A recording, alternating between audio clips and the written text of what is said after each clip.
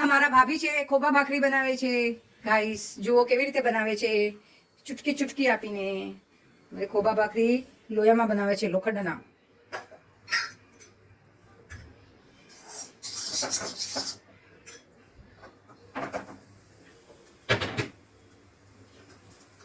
એકદમ ધીમા તાપે થવા દેવાની છે. તમે થોડું જોરમાં બોલો ભાભી, તમે થોડું જોરમાં બોલો કે આ ધીમા તાપે થવા દેવાની છે, તો મારા વ્યુઅર્સને સંભળાય થોડું.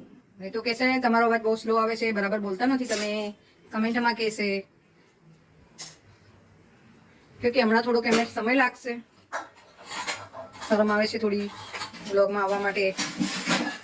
ને મારે તો, હું તો 1 વર્ષ પૂરું થઈને બીજું વર્ષ ચાલે છે મને.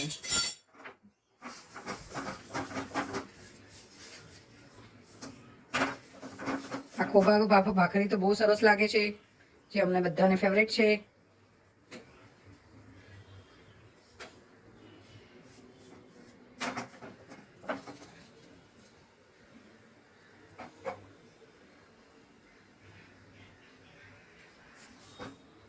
તવીમાં બની શકે, પછી આ લોખંડના લોયામાં બી બની શકે. તમારે જેવી રીતે બનાવવી હોય ને એવી રીતે તમે બનાવી શકો છો. એમાં ઈ છે ચૂટકી આપે છે. આખી ખોબા ભાખરી તૈયાર થશે.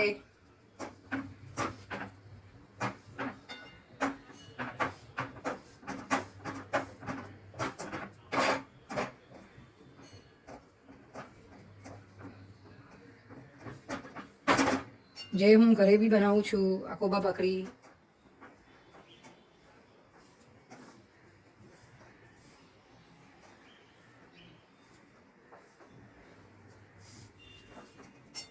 તમે કઈ બોલવા માંગો છો, કહેવા માંગો છો, કહી શકો છો. ના, બસ એ જ કે ગેસ એકદમ ધીમે રાખીને કરવાનું છે. આમાં બહુ પેશન્સનું કામ છે.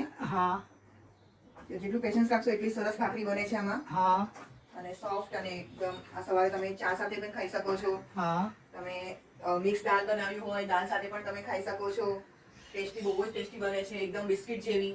અને એટલી સોફ્ટ પણ એટલી સરસ બને છે કે તમે એકાદ દિવસ તમે રાખી હોય તો પણ તમે સારી લાગે. જેટલી થોડી ઠંડી થાય વધારે સરસ લાગે. હા, બોલશે પછી ધીરે ધીરે બોલાવશું આપણે.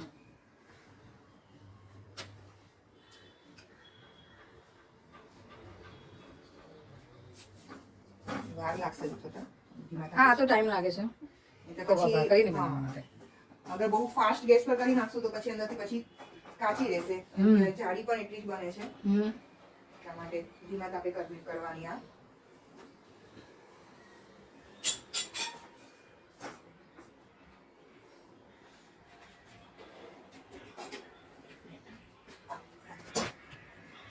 અગર તમારી પાસે બીજું બી લોયું હોય તો તમે એમાં પણ તમે મૂકી શકો છો, જેનાથી થોડુંક જલ્દી થઈ જાય, એક સાથે 2 થઈ જાય.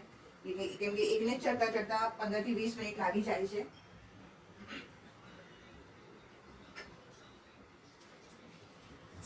આમાં થોડું ઘી લગાવવાનું હોય ને, ચીપકે ના. હા, થોડું ચીપકી ના જાય ને.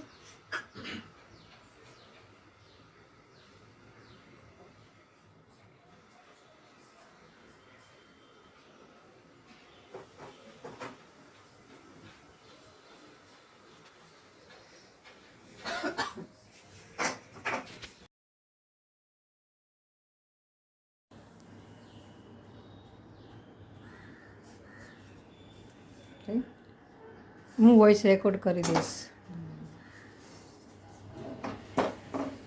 બસ આને આ ઊંધું કરીને જ એ વરાળથી જ થવા દેવાનું છે. હા, એ બી ધીમો જ રાખવાનું છે ગેસ તો.